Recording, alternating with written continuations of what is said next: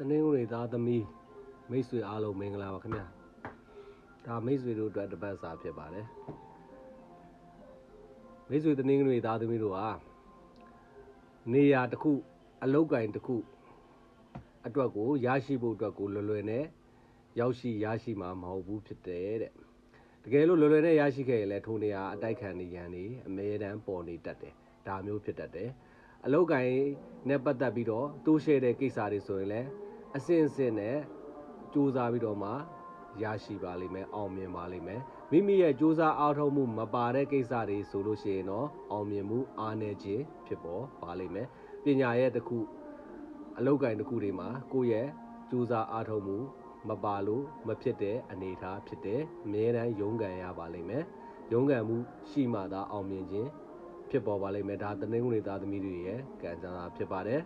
ထို့နောက်မိတ်ဆွေအနေနဲ့ဒီတပတ်တာကာလထဲမှာဆိုလို့ရှိရင်တော့အခြေရေးနဲ့ပတ်သက်ပြီးတော့အိမ်တော်ရေးနဲ့ပတ်သက်ပြီးတော့အောင်မြင်ခြင်းထွန်းပေါက်ခြင်းဆိုတဲ့အနေအထားဖြစ်တတ်သလိုအရင်ကမကောင်းခဲ့တဲ့အိမ်တော်ရေးအခြေရေးတွေနဲ့ပတ်သက်ပြီးတော့ပြန်လည်ကောင်းမွန်ခြင်းသို့မဟုတ်အသစ်တဖန်ပြန်ပြီးတော့ကောင်းခြင်းဆိုတဲ့အနေအထားဖြစ်ပါတယ်အချစ်ဟောင်းမကောင်းပဲအချစ်တက်မှာကောင်းခြင်းဆိုတဲ့အနေအထားမျိုးကြုံတွေ့ရပါလိမ့်မယ်အိမ်အဆောက်အဦတွေနဲ့ပတ်သက်ပြီးတော့ဆောက်လုပ်ခြင်းပြောင်းရွှေ့ခြင်းကိစ္စမျိုးဆိုရင်ဒီတပတ်တာကာလမှာအနောက်ရှက်ပေါ်ပါလိမ့်မယ်အစင်မပြေအထားမြောက်အောင်မြင်ခြင်းတွေနှောင့်နှေးကြံ့ကြပါလိမ့်မယ်ထို့နောက်အယောင်းဝယ်အိမ်အယောင်းဝယ်ကိစ္စတွေဆိုရင်တော့အောင်မြင်ခြင်းအမျက်ဆုံးရရှိခြင်းဖြစ်ပေါ်ပါလိမ့်မယ်မြေကိစ္စတွေနဲ့ပတ်သက်လာလို့ရှိရင်တော့အထက်အငေါ်နဲ့အောင်မြင်မယ်အနောက်အရှက်နဲ့အောင်မြင်မယ်ဒါမျိုးဖြစ်ပေါ်ပါလိမ့်မယ်ထို့နောက်မိတ်ဆွေတနင်္ဂနွေသားသမီးကဘလောက်ပဲ